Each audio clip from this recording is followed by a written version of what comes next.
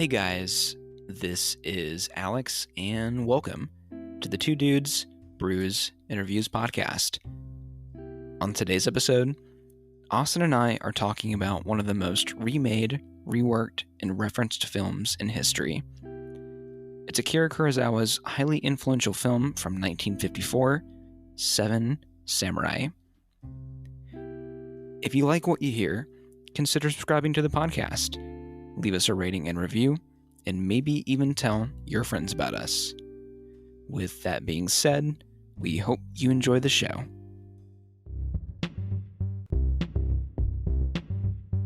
Anyway, we're in the spirit of Christmas. We're getting drunk. We're drinking Kikori. It's a Japanese whiskey. It's distilled from rice, and it's pretty fucking good so far. I like it, honestly. It's good by itself. It's like just sweet and has enough spice. It's almost like just an old-fashioned straight out of the bottle. It kind of is, weirdly. The sweetness of this is actually making the beer taste different. Yes, we're drinking Kirin Ichiban, which I'm almost positive is like a Chinese beer, but I'm not positive on that. We were trying to be thematic in some way tonight. We've been drinking whiskey a lot late into the year. Tarted beers feel wrong this time of year, but we're also like, you and I have been like shied away from any like heavy, stouty, wintry beers. Like I just, which is weird. That used to be like my favorite kind. I know. The days after those are the worst. My bones fucking hurt. They fucking hurt. My fucking shoulders and my neck and my elbows. I feel like somebody beat the shit out of me. Like it's awful. I can't do it. I'll never forget the hangover I had from that French toast beer that we drank a couple years ago for the Isle of Dogs podcast. And it was good. Like, don't get me wrong. It was really good. But now I'm scared of it. Exactly. You know? Those are like beers that you can have one of. Like, this is the one beer I get for the month because it takes forever to recover from. I don't know what it is, man. It's just the body doesn't love it. Ever since we've steered away from that kind of stuff, I don't have hangovers after the podcast anymore. Yeah, I know. I might be a little bit tired the day after, but that's like the farthest it goes for me. Talking about like one of the most famous movies of all time, I guess. I feel like whatever we say will do some disservice. It's like we'll miss something. There's a lot to miss, to be fair. We've got 3.5 hours worth of material here to wade through. You know, I think the first time I watched the film, I thought it was magical. And the second time I watched the film, I still loved it. This is my third watch. I appreciated the technicalities a lot more. I really kind of soaked in a little bit more of like the script and camera work and lighting and composition. Stuff that I think will come with more viewings. That's funny because that's like what I was going into like focusing on. Really? Just because I'd heard that Kurosawa is such a visionary director. I've seen him compared to Kubrick and Hitchcock, both directors that I love. And I was keeping an eye on all the techniques he used. Yeah. And God, there's a lot there. There's a lot. Very ahead of its time. You know, it's a time capsule, man. You know, Elizabeth would come in and kind of check on me or, you know, kind of ask questions a little bit. She would be like wrapping presents while I was watching it. I told her, like, I know you like give me a lot of room to show you like really interesting movies. I'm not showing her fucking a house that Jack built or anything like that. I love that you always go back to that one. I'm not showing her like anything like super crazy. I'm not showing her like Titan or anything like that. But like, I'm like, I don't know that you would ever get to the point with me of like wanting to sit down and watch Seven Samurai. Like, I don't think you would ever get to that level. I would never be able to get Liv to do that. Yeah. And she's a movie buff like I am. And she's like, yeah, it's okay. Like, she's like, I don't have to like it. She said, very simply, it's a film lover's movie. And I'm like, yeah, it is. I don't know if I could ever tell somebody just to check this out. It would be hard. Now, people at work ask me about the podcast all the time, especially now that Ryan came back. Ryan Oler. God, I love that guy. He asks about you all the time, by the way. He's such a good guy. I love him. I hope he's listening to this and hears this. But people like him and Eli will ask me, like, what's next on the podcast? And when I brought up, like, we're watching a 50s Japanese black and white movie, and, like, nobody, it's like they freeze up all of a sudden. They don't, it's a different world, man. It's something that, like, only you and I know about because of, like, famous directors. It's, like, one of their favorite films. It's, like, the greats that we talk about now, like, going back to, like, again, like, Kubrick, Hitchcock, Scorsese, all of, like, the current directors. I'm sure Tarantino to an extent. This is the shit that they thought was like masterful when they were young. Yeah. And when you go back to it, you know, there's a level of like, it's not just a movie. when you're watching it, you're like, so many of my favorite filmmakers have like looked at this and been inspired by it. So when I'm watching, there's like a level of awe. There's like such a history behind it. It's iconic in this really rich way. I think we had a similar discussion about the good, the bad, and the ugly when we did that last year. If you talk about that movie with like Sergio Leone, he was probably influenced by this movie. I don't know. Because I know A Fistful of Dollars, the first movie in that trilogy, is basically a ripoff of this. Yeah. And many other films like Magnificent Seven, yeah. And Bug's Life, apparently. Yeah, pretty much. You know, I just watched Bug's Life for the first time. I think I talked about it on the podcast. You did, yeah. At one point. I watched that for the first time, like over the spring or summer. And I see it, yeah. Good movie, by the way. You know, after I saw it, I was like, oh, no, like this is like one of the best Pixar films. You know, I never even given it a thought. I mean, it was like Toy Story is where it started for me in my head. And I was like, oh, okay, no, like Bug's Life is incredible. I think it's like sandwiched between Toy Story 1 and 2. Yeah. And yeah, that'll overshadow just about anything, honestly. You know, real talk, I don't fucking really care for Toy Story anymore. No. I don't. I don't want to watch it again. Right. But I remember how beloved it is by me. I saw Toy Story 3 and Toy Story 4 in theaters. Same. I liked both of those too. Yeah, they were great. They knew what they were doing. They fucking get pulled on my heartstrings both fucking times, them bastards. Are you going to go see the fifth one in theaters? Yeah, whenever they announce that. I think it's already been, they're working on it right now. Jesus Christ. Just let it be. Damn Just it. let it.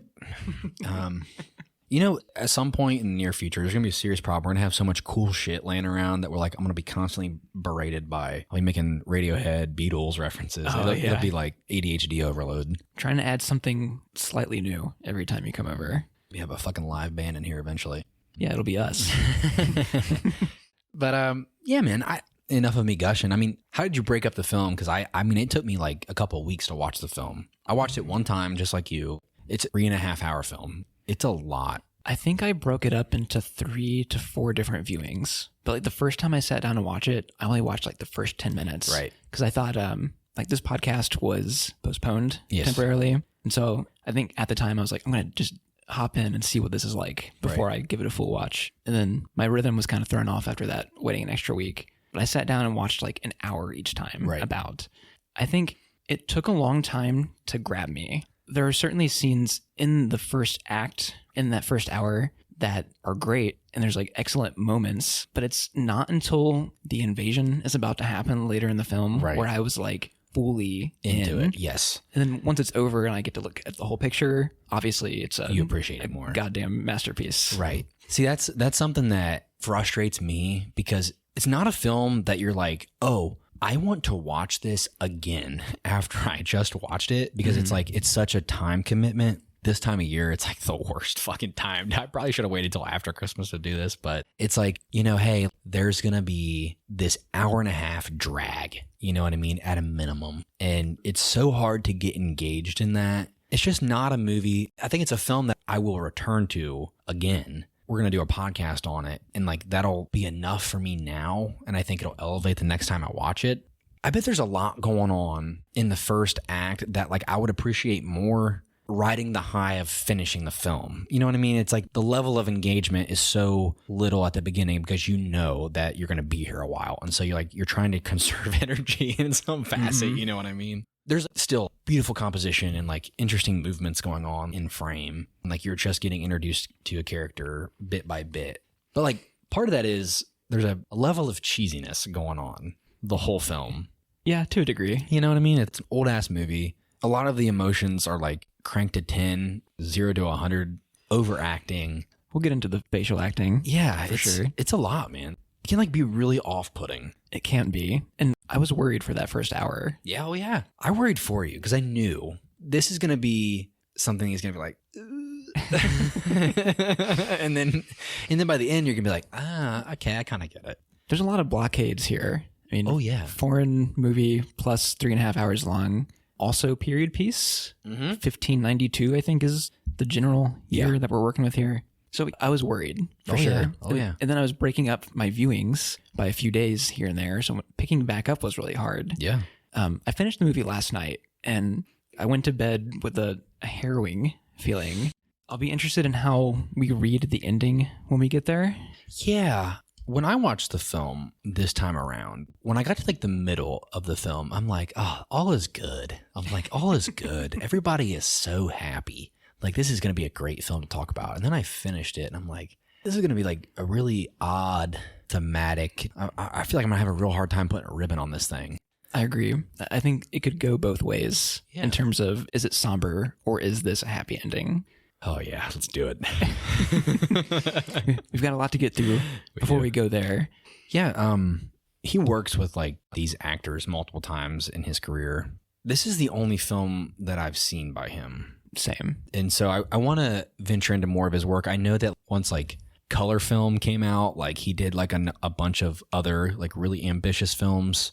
Like I want to see Akira Kurosawa's Dreams, which is like supposed to be super fucking surreal, and I've heard about that one. It's very vignette driven, I think. And then I want to see Akiru, which is has our main character in that film is played by Takashi Shimura. When you say our main character in Akiru, is this gentleman. Oh, our sensei guy. Okay. So he plays the main character in Akiru, and in that film, that guy's going to die, and he spends his final days building a children's playground.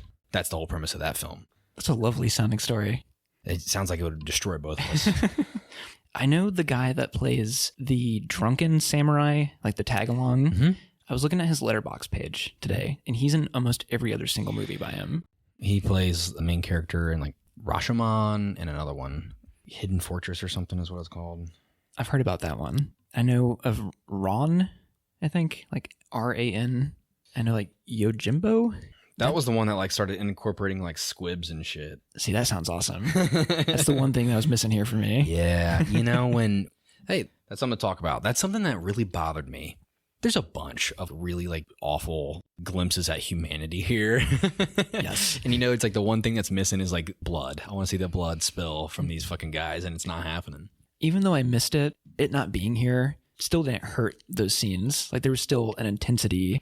Yeah. Like, it's captured in camera like via motion. It's not a shock factor. It's like everything is being meticulously shown through like character movement. Very rarely is someone actually getting stabbed on screen. It's like, oh, you have one character thrusting and then you have another character like falling over. Mm-hmm. Split image.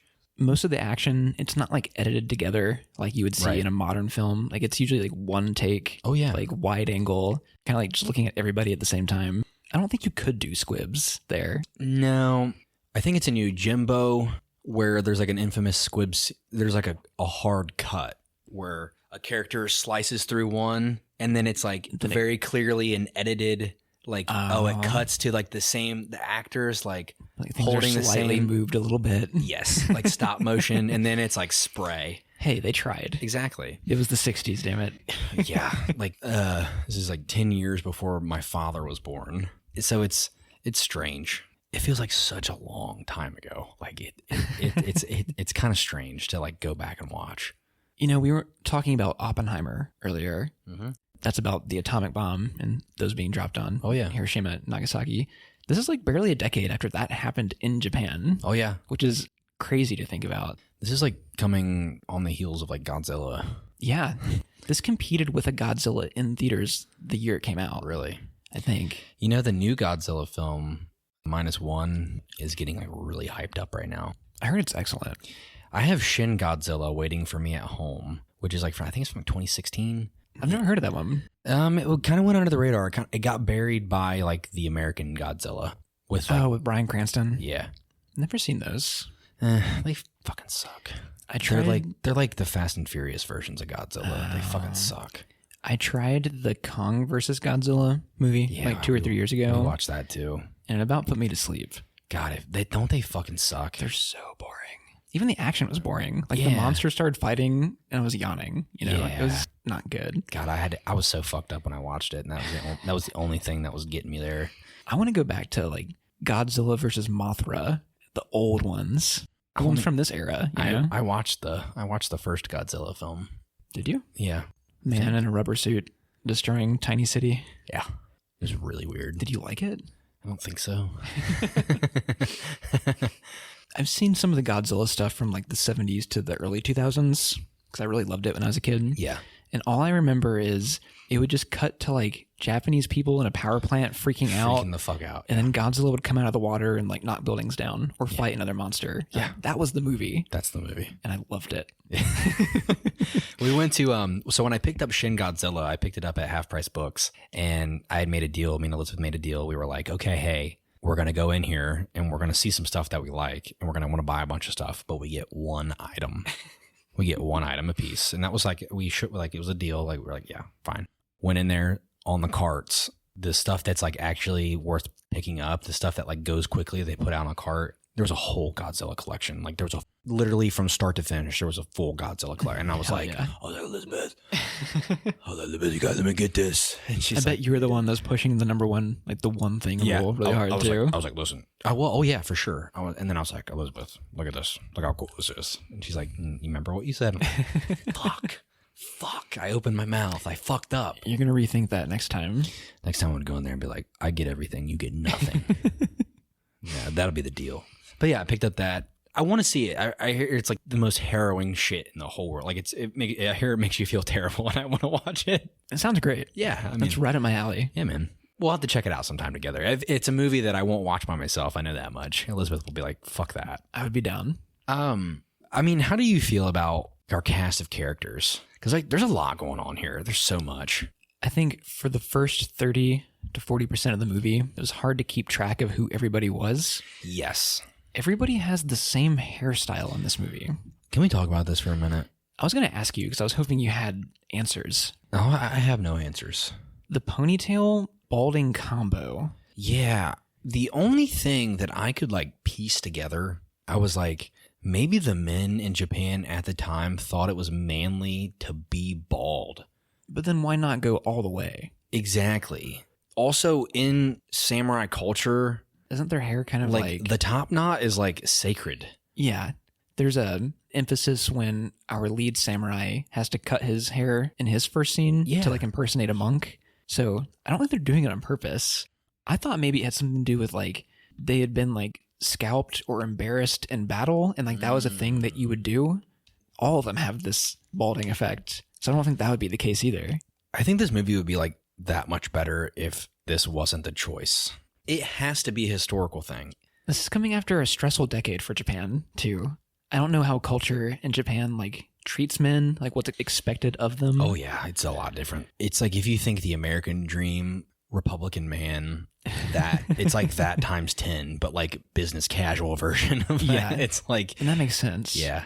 I'm glad you brought this up because it was driving me nuts. Like, oh, yeah. Multiple main characters have this haircut. It's so weird. It like makes me feel bad for them though. It seems common enough to where you wouldn't be embarrassed by it. It's like everybody's got this, you know? I think my brain blocks it out at a certain point, to be honest with you, because like even the young kid has it. Even the youngest of our samurai, he's bald. And he looks a full decade or more younger than everybody else. Yeah. And like, he looks like he's in his 20s, early 20s. That's nuts. It freaks me the fuck out. Every time I watch the film, I'm always taken aback by it.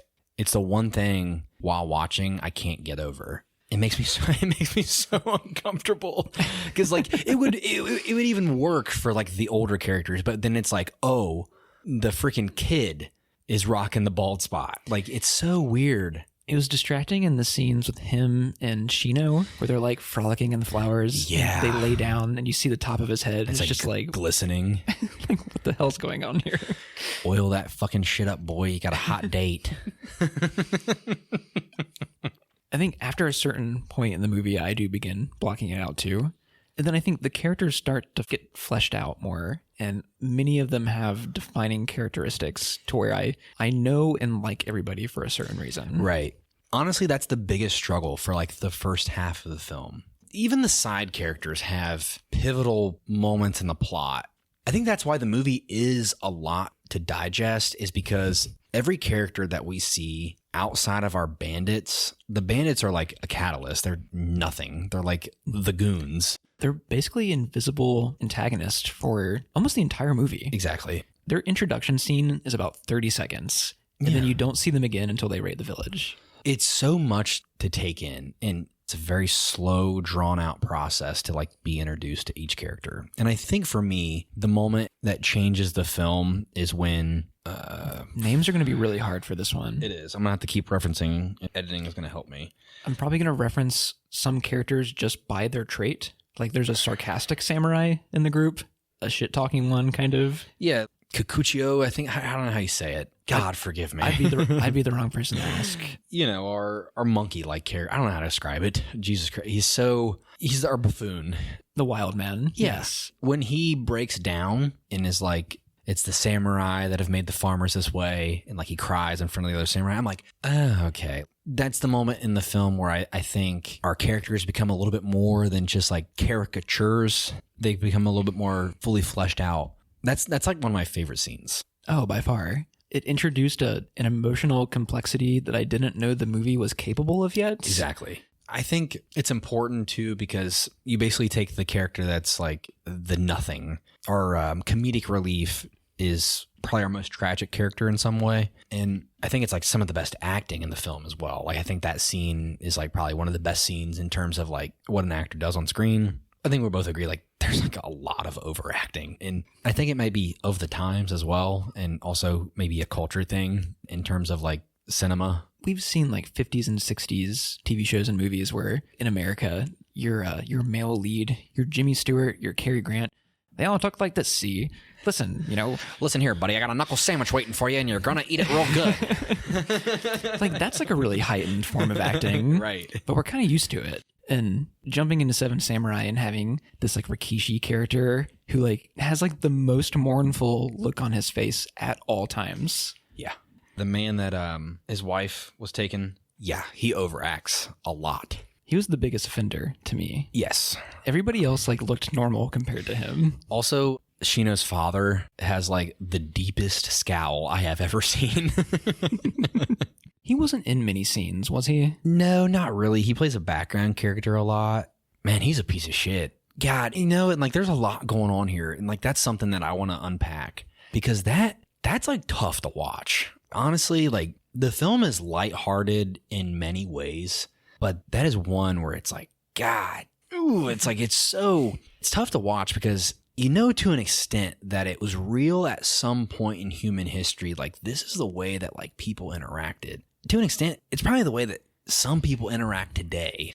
And to like kind of see, this is something I want to bring up and kind of tie in on a larger scale, but like the glimpses of like the really dirty parts of humanity are like in this film. Like there are like some really awkward emotions and situations that like kind of are put on display here that I think don't really get shown in kind of like this bare bone aspect that we get in this film. Like it doesn't happen in modern cinema at all. It's rough. It's like rough to see and to know that, oh yeah, like humanity is like very capable of like this very rudimentary, small level of, I don't even know how to describe it. It's just icky. I'm intrigued by how the film actually wants you to feel about it. Mm-hmm. I know that it's depicting a time 500 years ago, but this was made 70 years ago. Right.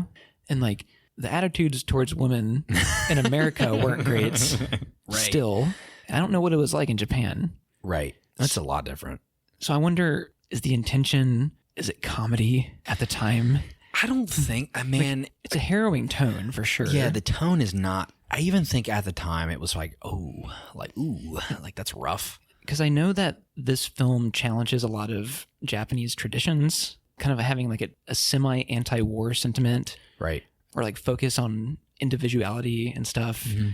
Like that goes against Japanese norms at the time. So doing like a pro-woman thing wouldn't be out of the question, I was just curious. I'm like, could this be read differently at the time? I mean, to me, I don't think it would be received in a way that like is, when it first came out, I think the way it might have been received in Japan was like, whatever. But I think like now, like in modern American culture, it like looks really bizarre. Like it looks so, I mean, America is like at the forefront of like all cultural shifts because we're so fucking free. And like that's, I mean, to an extent, culturally we're free. I think in many ways I don't want to get into it, but that's a whole other ball game. Jesus Christ. Lord help us. Like, I want to talk about fucking God. All we do is talk about Kendrick Lamar and Christopher Nolan. That's all we fucking do on this podcast. Hey, homie, I think that's you. It is me.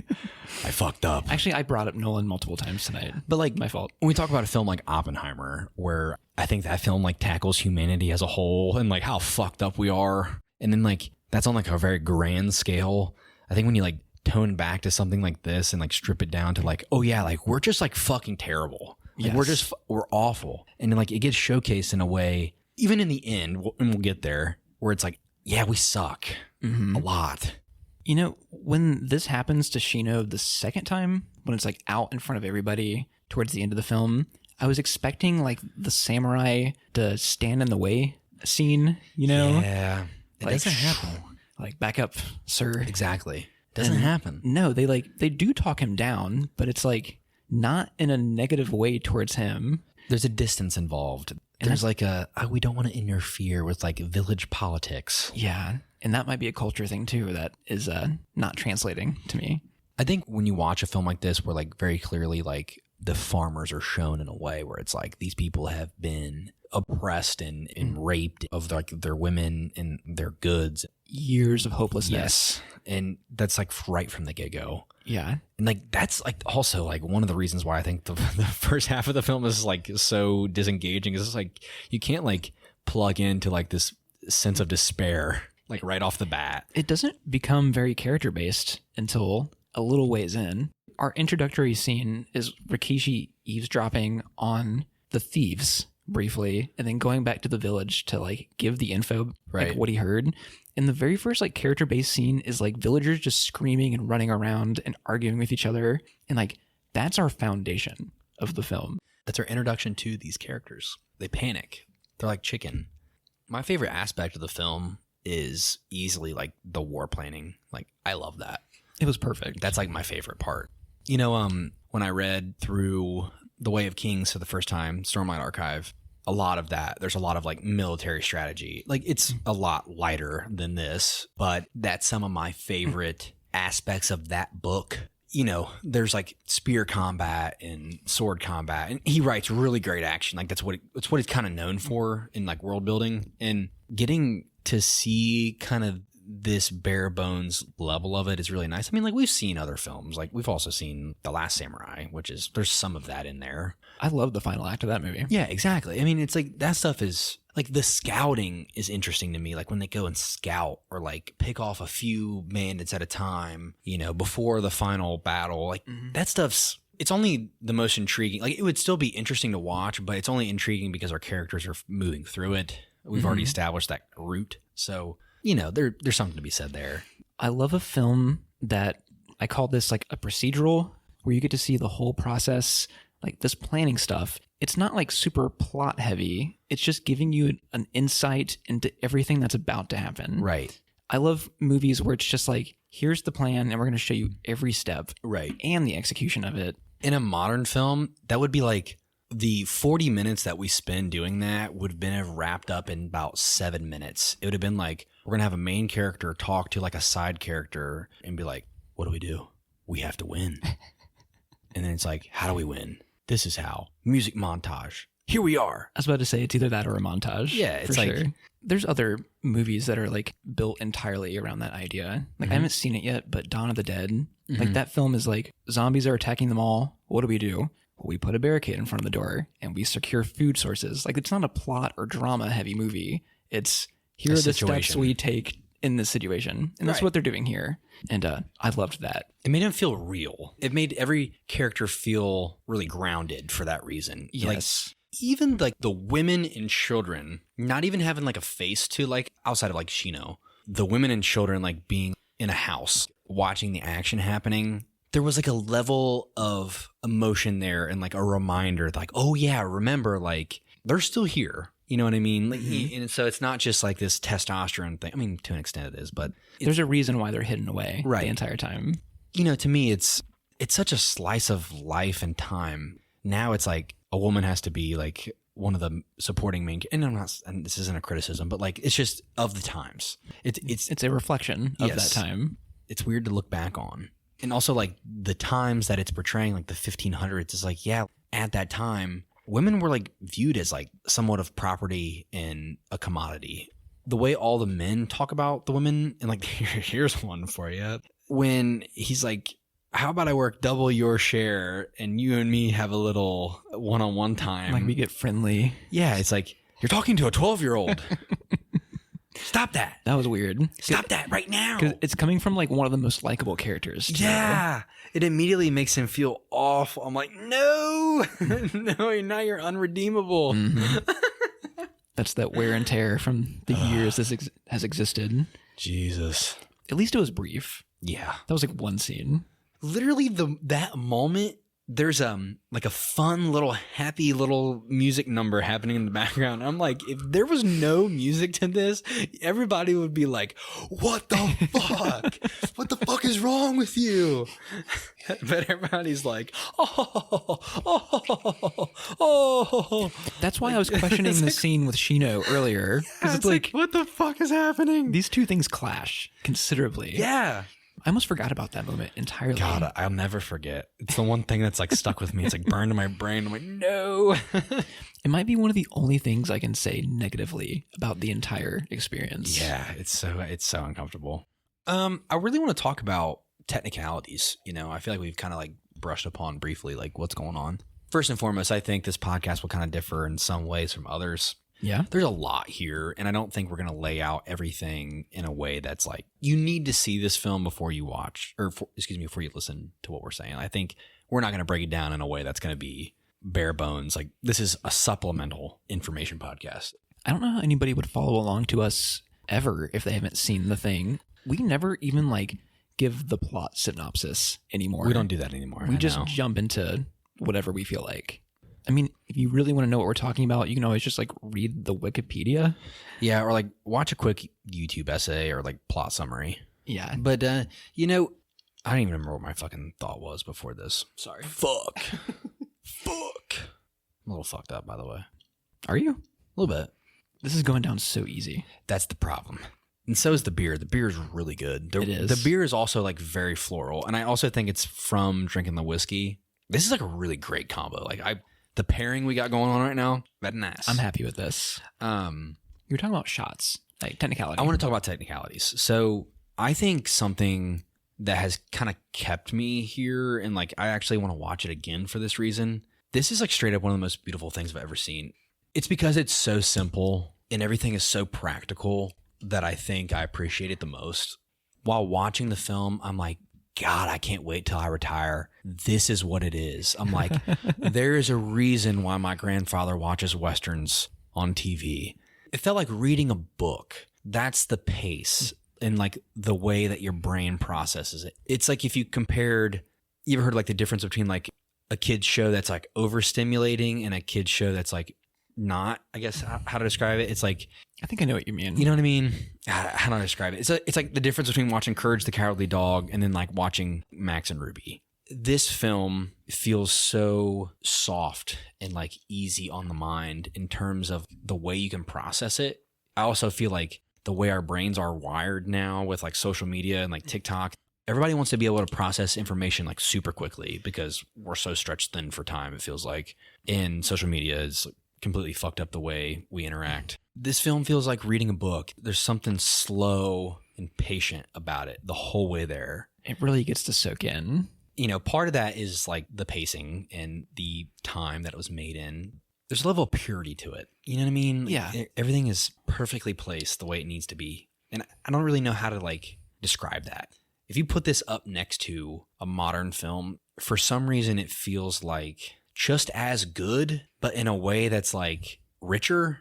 I mean, some of the camera stuff here was better than many modern films. There was one point where I like was actually like, it fucked with me a little bit in terms of like camera movement. Like there's a scene where basically I think the camera does like a horseshoe around a pit of people and the camera tracking is so shaky. And I'm like, I'm going to throw the fuck up. Like I know exactly what scene you're talking about, I think. It's out in the center of the village and like they're doing like this full circle or like a U shape around this our one wild man character like hops up on a rooftop and jumps off. I think it's all within the same shot too. Yeah, it's a lot. If we're thinking of the same thing. I think we are. I did notice that the tracking was like incredibly shaky. And I'm just like, there's no dollies yet? Like they don't have dollies at the time, maybe? It's different, man. Dude, somebody moved that camera. It's not like software based. We're like, oh, we're going to track on this one point. I mentioned earlier off the air, we're like, this movie would have been like really nice to see in a lower quality. We both have watched the remaster, the Criterion remaster that is released like for streaming. And then like I have like the hard copy. You know, I think to an extent for me, it would have been nice to see that in comparison, because I think some of what the remaster does is kind of just from like the still shots that I've seen of like the lower quality still frames from like the original release. It's like the contrast was insane from like the black and like the lighting in this film is really, really good. Like it's some of my favorite. Did they try and like, what's the opposite of contrast? Like just to make everything more uniform, yeah, within like lighting wise. Yeah, and it's not bad by any stretch of the means. Like I was still blown away by many shots here. For sure, like it's again like every frame could be a painting type of thing. For me, what saved the film, and I mean this in the best way, when a film is old like this, you have to like want to watch it. I think if anybody put this on without the intention of trying to absorb it, you'd be like, this is the stupidest fucking shit I've ever seen. And that's not a bad thing. I think it's just every frame compositionally, it's some of the best I've seen. And knowing how old it is, it's like, yeah, there were still geniuses working with what they had at the time. There's a level of artistic vision through the film where every frame needs to work. The fundamentals are there.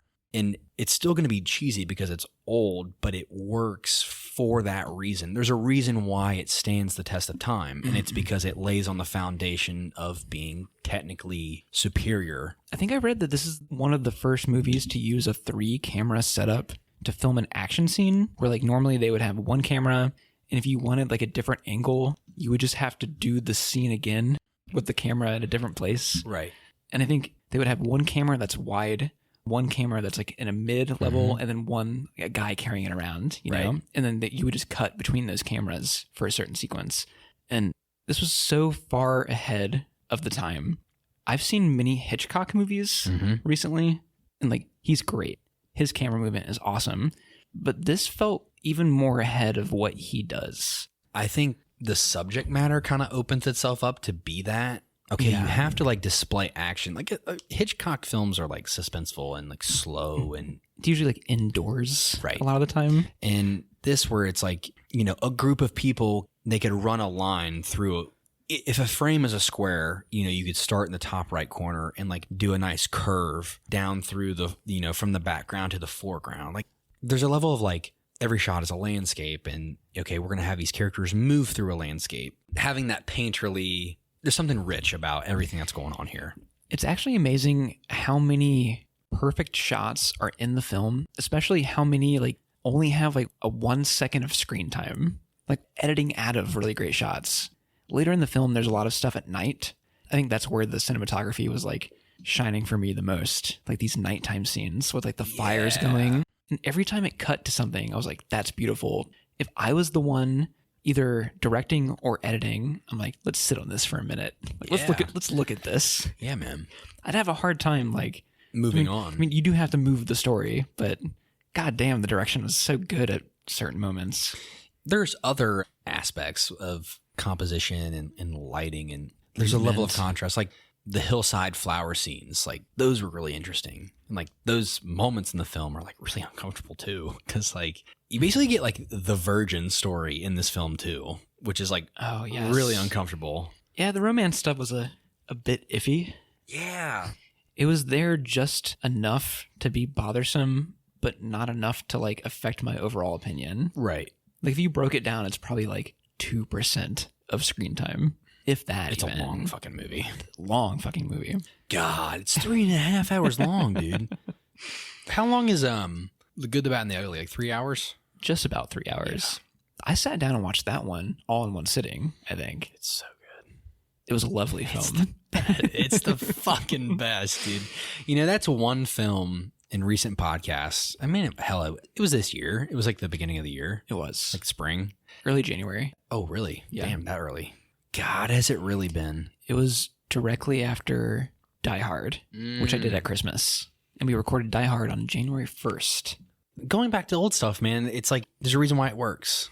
There's always a part of me that kind of, there's a doubt in me going into classic stuff every single time. And I can't think of like any examples where I've truly been disappointed. Exactly. That's the thing.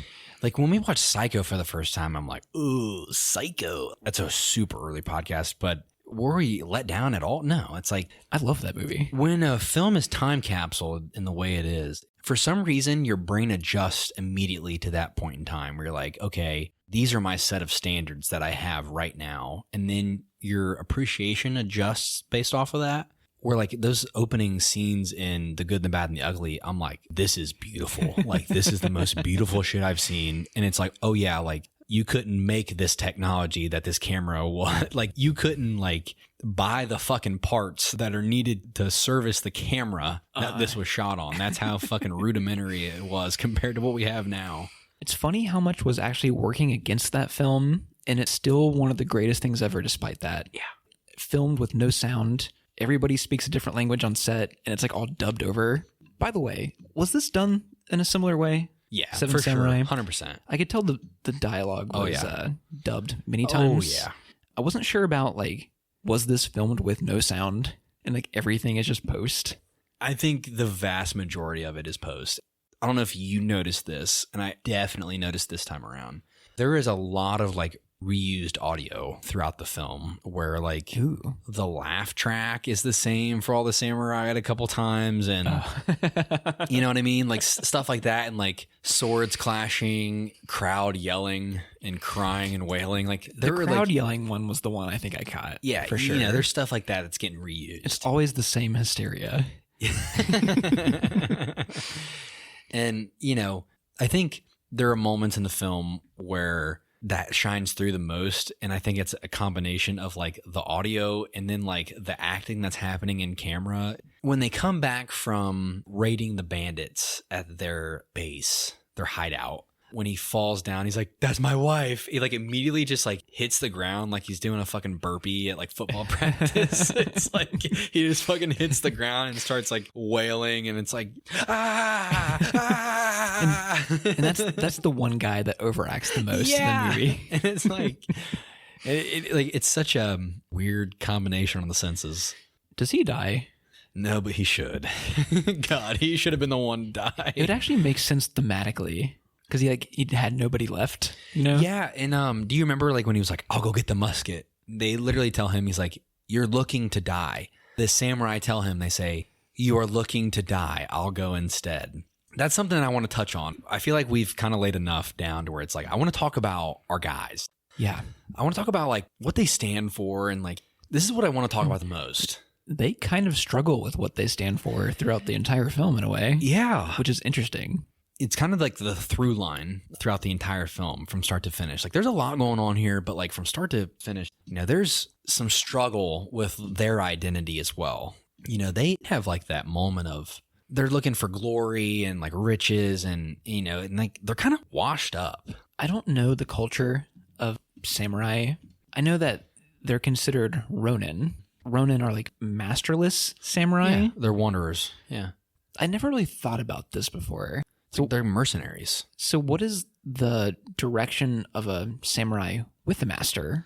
Like, what is their goal? Exactly. Like some of them like fight in wars and like different clans, and like you get like when in Japanese culture, feudal Japan, the history of Japan is insane. Like there are like so many dynasties and like these old cultures where they like know war in a way beyond us. They've fought more wars than America has, like as a culture. They've like fought themselves many times, I think, right? Like different clans, and it's so weird compared to American culture. American culture is like, we came in here, we took this shit, man. It was real nice, and then we fucked it up. But it's still ours, goddammit.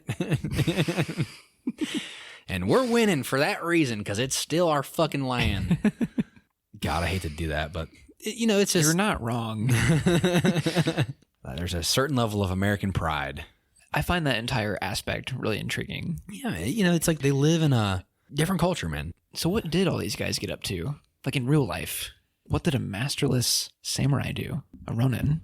They're swords for hire, man. Their life is exactly what they are doing. Glorified hitman? Their identity is what they are in the film. At the end of the day, they're guys that get hired for a job and then like try to like maintain a level of stoicism.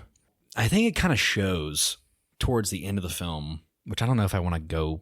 Maybe we're here already and I don't know it, but the samurai, they're swords for hire, and they like really lift up these farmer peasant village people. But like in the end, they're still disconnected from each other. I think it kind of shows at the end of the film that like, God, like the journey was great.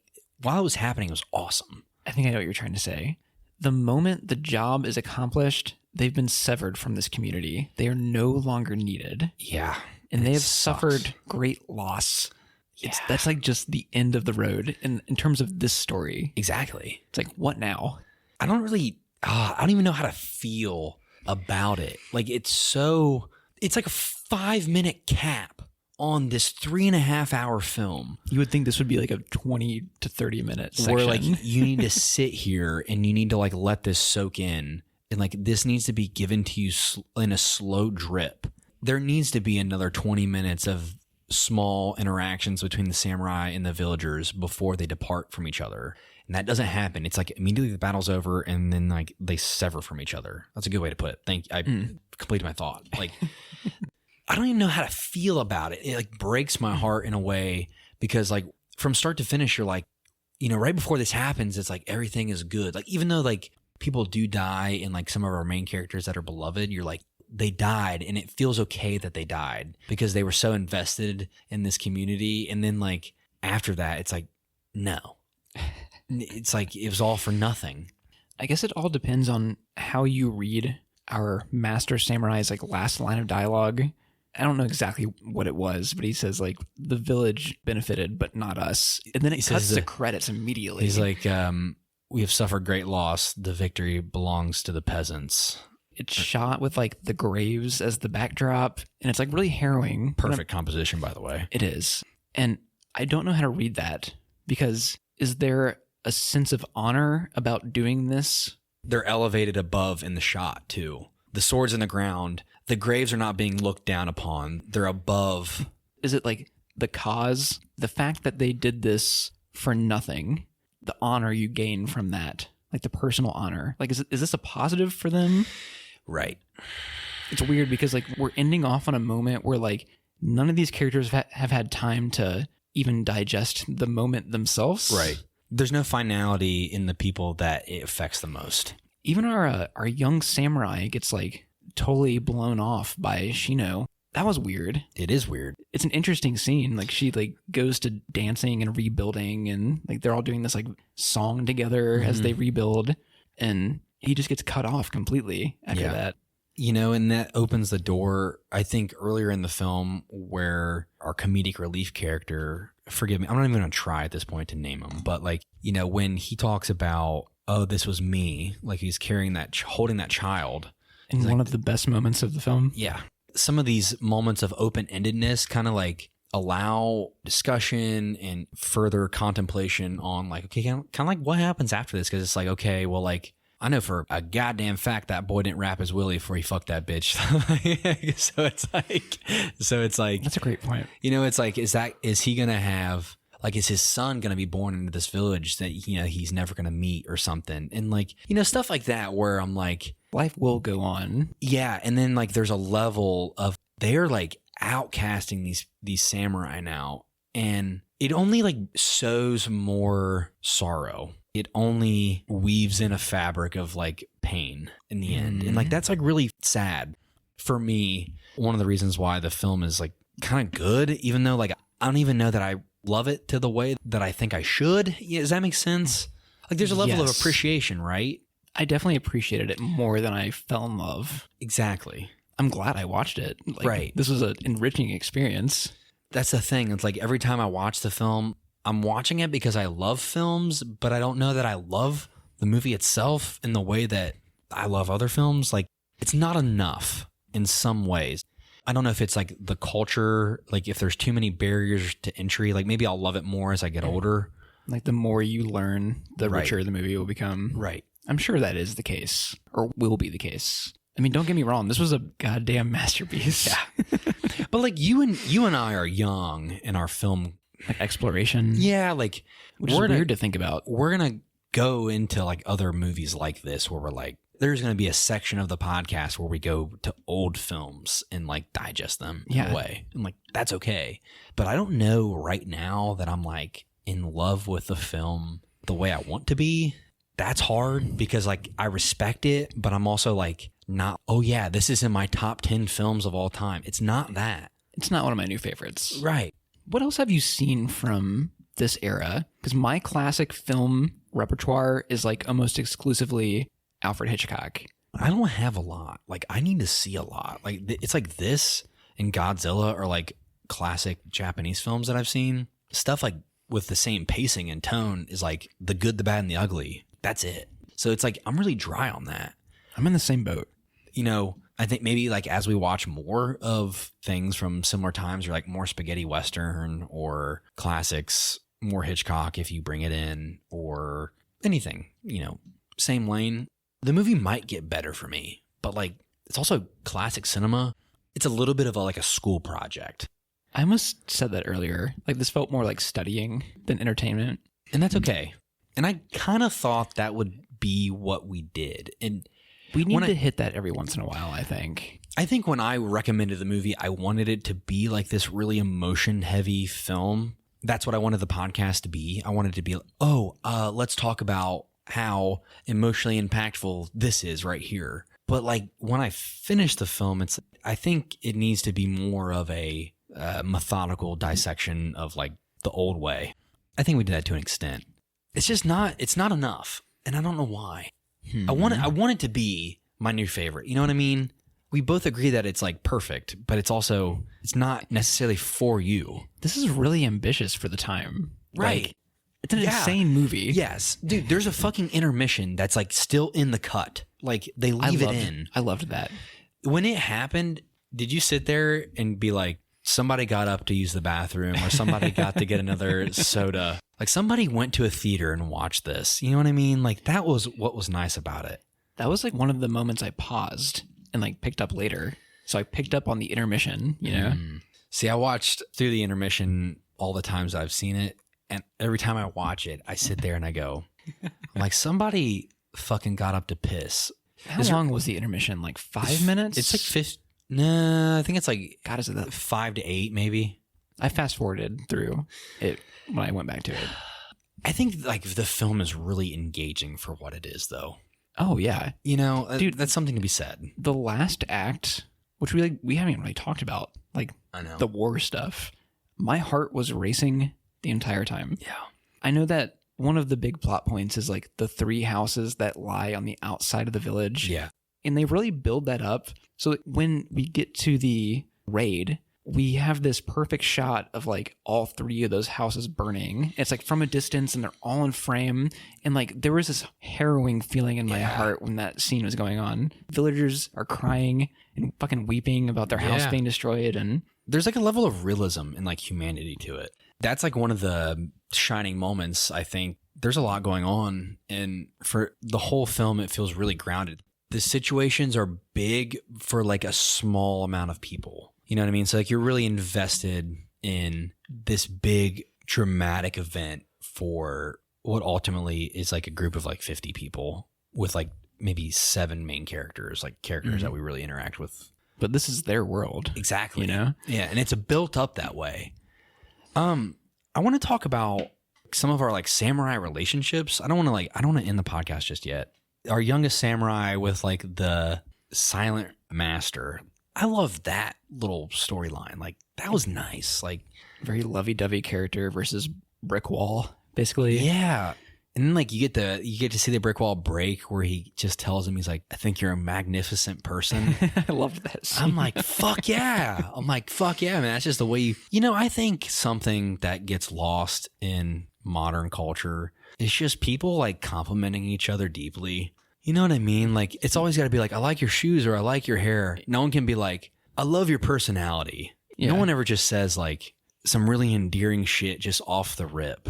This is your thing. This is my thing. You're great at that. That's who I am. It catches people off guard a lot. And I'm like, I didn't mean to make you uncomfortable. You know what I mean? I'm like, I know. I just like you a lot, you know? You haven't sent me a get her, brother. Get her. I'm so glad to have you in my life. My boy. I'm always so happy to get those. I don't know if I've ever expressed that to you. I appreciate that. Like nobody else I know does that. It's excellent. You got to do it. You got to do it, man. We're only here for like a short amount of time, you know? Like we're going to fucking die one day. You might as well make the best of it. Everybody needs to hear it. Yeah. I think. Yeah. That's probably my favorite character interaction was that one. There's something very cute about it. Yeah. For sure. I'm intrigued by our master samurai character in terms of how he interacts with everybody else. He's incredibly neutral. Like there's nothing heated about his relationship with any of the other samurai. There's not even like big drama involving his character. He's like the glue. Well, I mean, he should be. He's the leader. We get his introduction early on where he cuts his hair to impersonate a monk.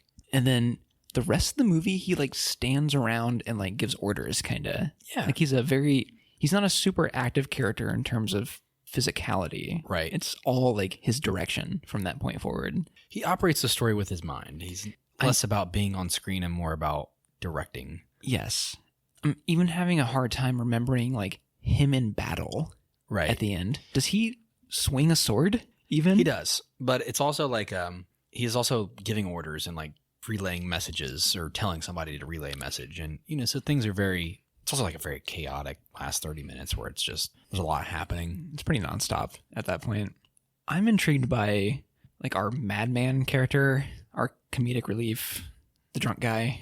Yeah. Because he has like kind of a divisive relationship with everybody. He's not even wanted there in the first place. Would you consider this guy to be like the protagonist? Is there a protagonist in this film? He's listed as the lead on Letterboxd. I don't know about other places. I don't know. Like he's one of the more prominent characters. He always is on screen doing something interesting, but like the exploratory stuff involving him doesn't come till way later. Yeah, and also I don't really think the beginning of the film really even establishes a main character. It's really just like, here's the situation. Yeah. It doesn't really ever feel like there's somebody at the helm. It's more of like these two groups of people. The samurai as a collective are the main characters. The villagers and their situation is the plot that they move through. That's a good way to put it. There's really not somebody singular. Do you think that there's a good representative character in the cast of the villagers? Like, do you think there's enough focus on like one of those guys? Like Rikishi is kind of like that. Kinda. He's just really worried all the time. He's not really much of a character. Yeah, it's like he's like the middle-aged. He's on his way to being weathered by time, like our like village elders. He's on his way there, and then you have like Shino and her father are another aspect of the village that is like being played out. But it's not like the momentum of the story has ever moved through them directly. Exactly. Everything is so situational. Every character is serving more of like towards the idea of the group rather than like the character being the focus. The bandits are the bandits, the samurai are the samurai, and the farmers are the farmers. And like that's kind of it. And every character needs to like belong in that group and not outshine the group itself. That's kind of where they lie. The reason I ask is because our wild, I don't even know what to call him technically. Yeah. Our tag-along samurai, he's the only one that doesn't feel like he's technically any of these things. You know what I mean? That's fair. And he has the most on-screen personality of everybody. Right. But he's the most opinionated. If that was the case, like if he was the protagonist, even if he wasn't considered the protagonist, I think he should have lived. Mm-hmm. He should have been one of the living samurais at the end. And I was actually kind of disappointed that he died. Like, not just because I liked the character, but like for story reasons, you know? Part of his tragedy needs to feel like it lives on.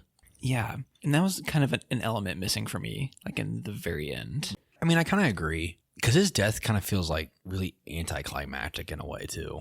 If he was going to be listed as the main character and he needs to be like the focus of the story as far as like a titular character, Which, like, he does to an extent, like, have, I think, some of the more emotionally impactful moments and, like, displays of acting or... He has more of an arc than anybody here. Right. Like, he probably shouldn't have died.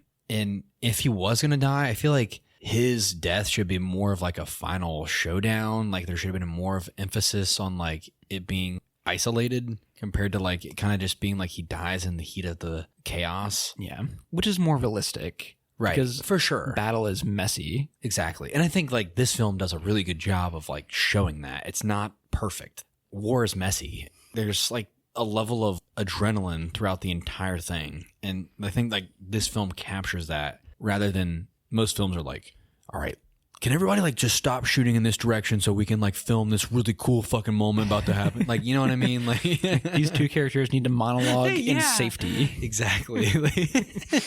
There you go. There isn't any of that here. So it kind of breaks those rules. Is it breaking the rules or is the cliche non-existent at the time? Because from what I know, I think this is the first movie that even features characters teaming up for a common goal. This is the first time this has ever happened in film. Like the story involves a group coming together and like bonding and learning to work, you know? They were the OG Avengers. That was listed as one of the films that was influenced by this. Right. Like anything, like Ocean's 11, you know? Right. Like any team up movie, which is wild. So if that's the first time this has happened, then I just wonder how, like, when certain cliches are established within film history, you know? It's like, I'm really missing that this one scene where the samurai steps in. It's like, well, they haven't really done that yet, maybe. Right.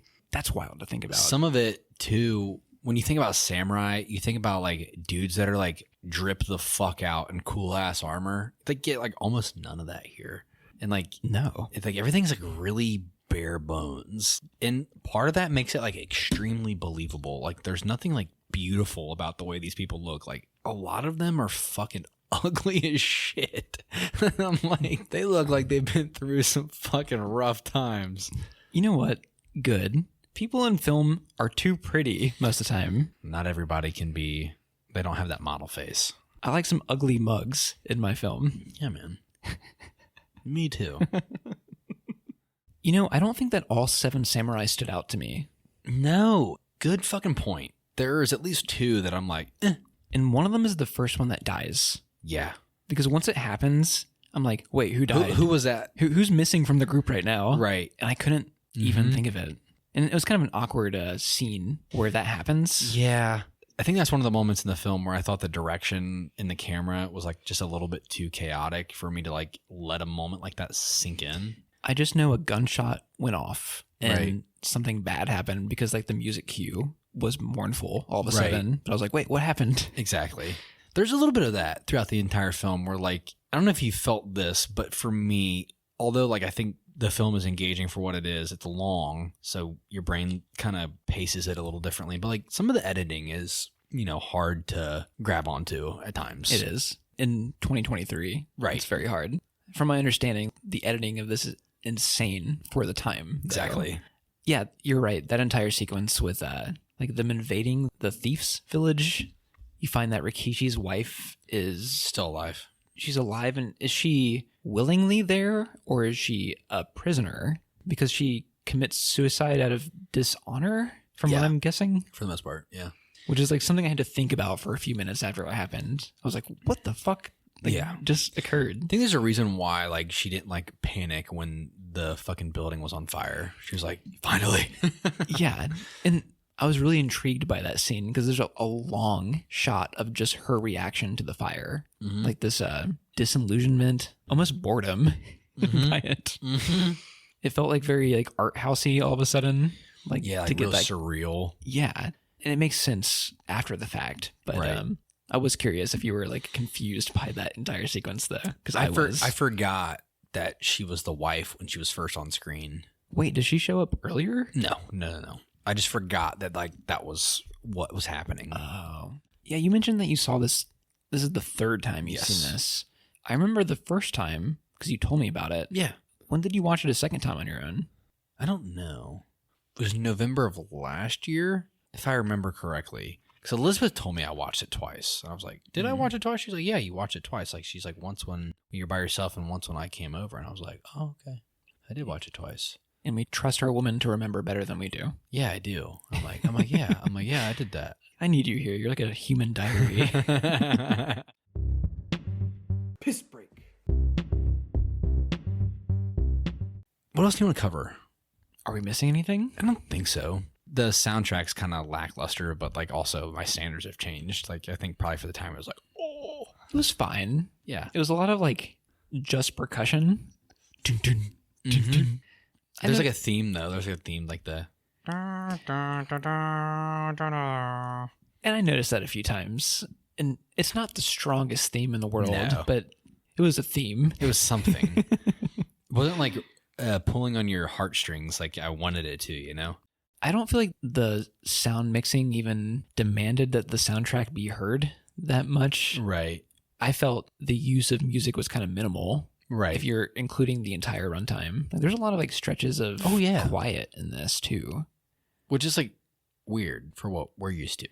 There's like music constantly in film now. Oh yeah. Every scene. All the time. That is kind of tiresome to me. I like silent film, not silent films, but a little bit of Charlie Chaplin really makes my day. We may go down that road one day. You never know. I want a balance. You ever seen the movie No Country for Old Men? I've never seen it. There's not a single note of music in that film. I would love that. The silence is the soundtrack. But like that allows a scene to be what it is without being manipulated. Like the emotion just fucked with. Like that's something that we talked about earlier with like the fucking 12-year-old fucking, how about you and me get friendly, huh? Ha ha ha ha ha ha ha ha. If that would have happened without fucking music, it'd have been like a horror scene. Yeah, it'd have been like, somebody fucking get the handcuffs. Get this fucking man away from this child. We've talked about Oppenheimer multiple times throughout this podcast. Of course. We'll probably do it for the next 10 years. Which I think is a 10 out of 10 film. It's an 11 out of 10 film in my mind, even maybe. Right. And I'm not even like a huge Christopher Nolan stan. Bullshit. Fucking bullshit. I call bullshit. Bullshit, motherfucker. I love him, but I'm not a stan. I'm a stan. I appreciate him. There's an overabundance of music in Oppenheimer. Oh, yeah. In the first act, I think it's actually too much. Yeah, it is a lot in the first act. Like, in the first 40 minutes, we need at least a few silent scenes. Right. Like, quiet, meditative stuff. Literally the first 20 minutes, it's like a constant. It's a montage. The film begins with a montage for 30 minutes almost. Yeah. And it's great, but there's a few times where I'm like, let's turn the music down for a moment. And I think I appreciated that here, you know? Yeah. A lot of quiet, a lot of solitude. It's nice on the brain. It's kind of one of the, like, why I want to check out other old films where it's just like, I want to see, you know. It's kind of hard to know where to start in that realm. Yeah. Like, where do you go? I know. How do you discover the not so obvious stuff? It is. It's tough. And I think a lot of it is just, I think for you specifically, you like really grab onto directors and just like I do blow through their filmography. And me, I'm like, I kind of want to like dip my toes a little bit of here, a little bit of there. Really? Yeah. Like I don't consume as much film and TV that you do. And you're like this with music too. I am. I like bounce around a lot. Like I don't listen to albums a lot unless I'm like really passionate about an artist. That is music to me. Albums. Yeah, like that's how I view the entirety of music. I know. And to me, I want to like go through so many genres so quickly that like I don't really have a whole lot of time to do that. And I'm constantly cycling through different genres. Like I've moved on from like the classical. I'm on to like indie right now. And then I'm getting ready to go back into hip hop. I already know. Yeah. Yeah. I guess I'm going to find this out once we turn the speaker in a on. few minutes. Yeah. I listened to your 2010s hip hop playlist, by the way, on Spotify. And that I don't even know what's on there. That made me very happy. I was like, yes, I'm back. I'm back. I have a set of fucking balls again. Well, thank you for listening to being the only person to listen to a playlist I made. I think I am the only save, yes. We have our eras. Right. And I'm very like single artistic voice. That's what I focus on. Yeah, for sure. Like I just went through like a 9-month David Lynch era, and I think it's done with. I've completed the Lynch era, you know? I like still want to check out more by him, but like I kind of want to like he's amazing. I want to leave that to you though, to be like, this is where we're going with it next, because I feel like it's gonna be a while before I recommend him again. And that's okay. A year or two probably. That's cool. You know, that's cool. I'll get there. There might be a time where I'm like, I'm in love. I don't have that level of commitment right now to directors in the way that I'm like looking forward to new releases a lot. I've not been in that boat recently. For me, that's what I'm into right now. I want to look at like new shit. With like The Boy and the Heron, watching that last night, like I was like, I was fucking hyped for that. Like it was a big deal for me. No matter like how I felt about the film in the end, I was like excited to go see this movie in theaters. Like same with like Oppenheimer. When we saw Oppenheimer, it felt like the biggest deal. I'm like, I'm going to go watch. It was the biggest deal. I'm going to watch a fucking Christopher Nolan film on fucking IMAX. And like, you and I are going to go see it together. I'm like, we've talked about Nolan forever and we need to go see a film by him. I wish we could have stood outside the theater for 40 minutes and talked about it that night. Know. I got in my car and I sat in the theater parking lot by myself for 40 minutes instead. Yeah. You know? I had to go home and immediately like brush it under the rug. I was like, you know, with Elizabeth's family, if it was just me and you, we would have sat there. And like we would have been like, all right, let's go back. We gotta get on the mics. We gotta talk. I was destroyed that night. Yeah. I feel like I could have died that night and been like, we are fucked up as a fucking human race. I'm like, we deserve this. We deserve death. Like, we fucking terrible. I'm sure we're going to talk about the movie once we get off the air, too. At some point, yeah. Because I would love to, actually. Yeah, we got to watch it again, for sure. Yes. Are we done? Are we good? I think we're good. I don't even know how to be like, yeah, this is how I feel. It's just a weird headspace to get into. Where like I don't really feel like I need to form an opinion. I just feel like I need to let somebody know that I watched it. You know, I'm like, I watched it. All right, I'm educated. I did my research. I mean, do we agree that it's a masterpiece? Like, how do you even score it? Like, I think if like I'm watching it by myself and like from start to finish, I'd be like an 8 out of 10. I agree with that to an extent, but it's hard to ignore historical, just what the film did for film. It's hard to ignore that factor when you're like bringing in ratings. Right. I'm going to give it a 10 because I don't know how I could not give it a 10. But I mean, I'm not dying to return to Seven Samurai immediately in the same way that I do with other films that I've become obsessed with. This isn't in that lane. This was like a great piece of history. Yeah, I'm comfortable with that. I mean, yeah, it's a masterpiece, but like personal opinion, I'm like, it's like an 8 out of 10 movie for me. I'd be along the same lines too. It's like, I'm only acting out of respect when it comes to like calling it a masterpiece. Personal enjoyment, it's like 8 out of 10, which I don't really think I've done before. So I think there's something to be said there. Like there's a reason why it has standed the test of time. Did you enjoy The Good, the Bad, and the Ugly more than this, for example? Yeah, I think so. But I also think there's probably a reason for that too. Like that film's in color, and I think the soundtrack is a lot more engaging in that film. Like there's a lot American setting. Yeah, there's more a lot modern. Yeah, there's a lot more to relate there than this film. So this is like even more obscure than that. So I'm comfortable with that, and I kind of figured this is how that would go. I like want to know what you're recommending because I have an idea. But it's only if you're recommending an album. I'm not doing an album. Okay. So, Austin, as you know, Christmas is coming up. We've mentioned it multiple times through the episode. Yes. The stress of the holidays. It's the best. And I texted you a few weeks ago about me not doing a Christmas recommendation. I don't know if you remember this. Yeah. I was like, I don't know if we'll get together on time to even get it out by then. That leads me to go down the Die Hard route again. Not quite the same. We're not doing 80s action. I thought we were going to do Die Hard 2. You don't want to. I promise you don't want to do Die Hard 2. Fuck. It sucks. Damn. It's not that bad, but it's not great. I think what I'm trying to say is we're going to do something Christmas adjacent. A film that just so happens to take place around this time of year. Okay.